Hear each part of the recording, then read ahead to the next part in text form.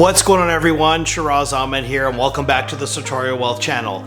So today we're going to be diving into the Sartorial Wealth 2024 Q2 investor newsletter. You asked, we listened. A lot of you have been asking about having a video version of our quarterly newsletter, so here we are. We'll be covering some key insights and updates from the past quarter, so let's get started.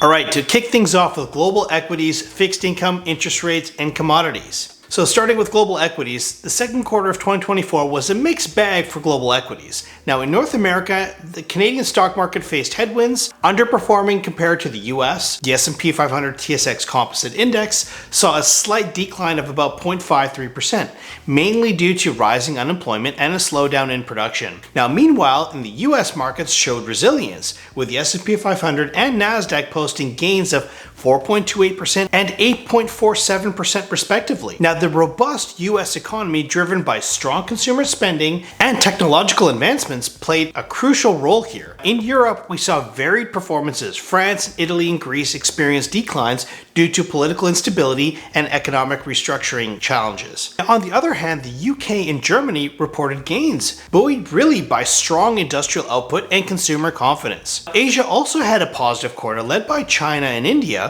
which are recovering strongly really post-pandemic, and Japan's stock market benefited from a weaker yen and increased export activity. Now on to fixed income and interest rates. Now fixed income investments remained a cornerstone for risk-averse investors. With one-year yields exceeding 5%, these investments offer stable returns in a volatile market. The Bank of Canada recently lowered its policy interest rate for the first time in over 4 years, a move really aimed at stimulating economic growth. Now we can expect up to 3 more cuts potentially this year, dropping the policy rate to 3% ideally by mid-2025. Now for commodities, assuming no unexpected disruptions in the energy markets appear, balance really between production levels and global demand, likely keeping oil prices stable through Q3. Recent central bank rate cuts and expectations of further easing by the Federal Reserve have pushed gold prices higher. We'll likely see gold continue to rise amid really easier global monetary policies. Now, economic productivity concerns really exist in Canada, and Canada's economic productivity really is, I think, ranking 18th among OECD countries in terms of GDP per household worked. This impacts national competitiveness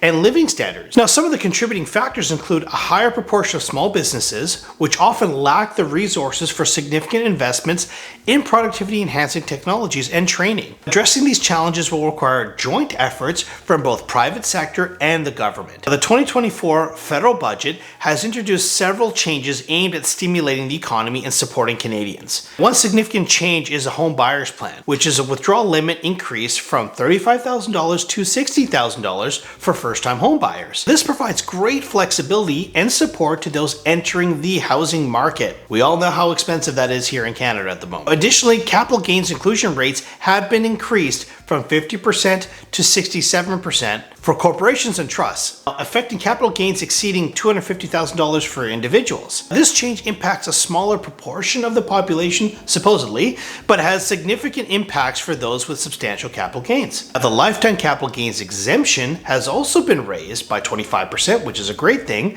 to $1.25 million for dispositions occurring after June 25th of 2024. This adjustment offers substantial tax relief for investors, encouraging more investment activities. To further support entrepreneurial activity and investment, the budget introduced the Canadian Entrepreneurs Incentive, a new incentive that introduces a reduced tax rate on capital gains for qualifying business sales. This aims again to foster a more dynamic business environment. Lastly, the budget includes improvements to the education savings with automatic enrollment for Canadian Learning Bond. Eligibility has been extended, allowing retroactive benefit claims up to age 30, which aims to increase participants in the education savings program and support long-term educational planning. Now, for detailed analysis, please check out the Fidelity Federal Budget Recap. I'm going to put a link to that in the description below. All right, now onto our economic calendar. Here are some major economic data releases for Q3 of 2024. Interest rate decisions are scheduled as follows. Canada will announce decisions on July 24th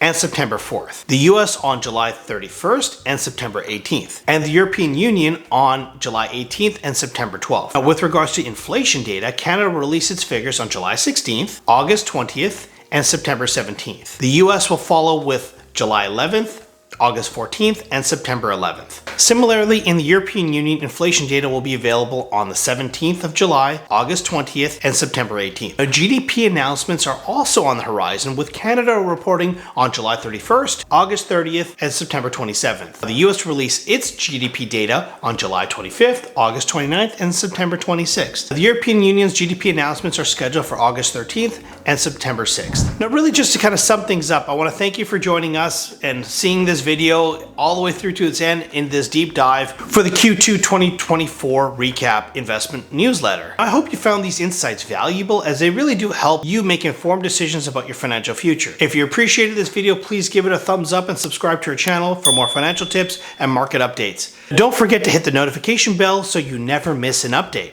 Also, be sure to check out links in the descriptions for additional resources, including our recent videos on luxury investments and the latest capital gains tax updates. Now, if you have specific topics that you want me to cover, please reach out by sending me an email. I'll put my contact information at the end of this video. All right, now my obligatory disclaimer as a licensed professional. The information provided in this video is from sources believed to be reliable, but is really not guaranteed as an accurate or complete. It should not be taken or considered to be personal tax or investment advice. Always consult a financial professional or a tax advisor for personalized advice. Remember, investing is a journey, and staying informed is key to make the best decisions. So keep learning, stay curious, and let's build a prosperous future together. I want to thank you for watching to the end of this video. Until next time, stay safe out there. Bye for now.